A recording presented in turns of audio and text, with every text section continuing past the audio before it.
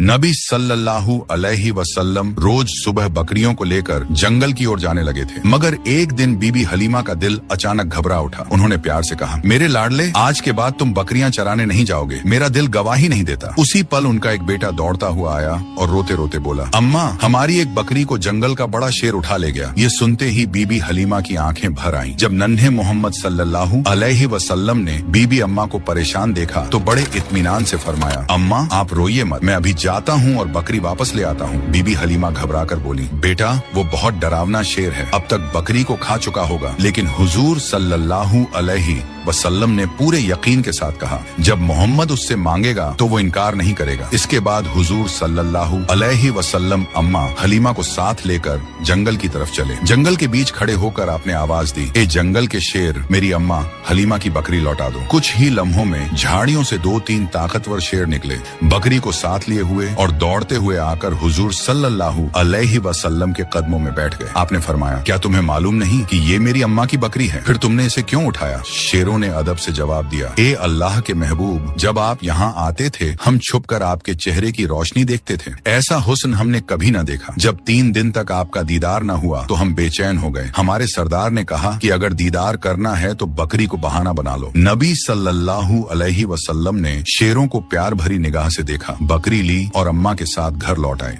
जब यह वाकया लोगों तक पहुंचा तो हर तरफ हैरत फैल गई। लोग कहने लगे, हलीमा का 3 साल का बेटा शेर से बकरी वापस ले आया। सब समझ गए कि यह कोई मामूली बच्चा नहीं है। इस तरह बचपन से ही नबी सल्लल्लाहु अलैहि वसल्लम की शान और पहचान बढ़ती चली गई। उसी दौरान एक दिन रेगिस्तान की हवा कुछ बदली बदली सी थी। बीबी हलीमा की झोपड़ी के पास बच्चे खेल रहे थे और नन्हे मोहम्मद सल्लल्लाहु अलैहि वसल्लम भी उनके साथ मासूमियत से खेल रहे थे। अचानक खेलते खेलते आपका चेहरा सफेद पड़ गया और आप जमीन पर गिर पड़े। उसी वक्त आसमान से 2 फरिश्ते उतरे। उनके हाथों में चांदी का तसला था जिसमें बर्फ और झमझम का पानी भरा हुआ था। उन्होंने नरमी से हुजूर सल्लल्लाहु अलैहि वसल्लम को उठाया, लिटाया और सीना मुबारक खोला। डर के मारे बच्चे भागते हुए बीबी हलीमा के पास पहुंचे और चिल्लाकर बोले, अम्मा, मोहम्मद के साथ कुछ अजीब हुआ है। बीबी हलीमा और उनके शौहर हारिस घबरा कर दौड़े और देखा कि नन्हे मोहम्मद सल्लल्लाहु अलैहि वसल्लम जमीन पर लेटे हुए हैं। आगे की कहानी जानने के लिए पार्ट 4 जरूर देखें।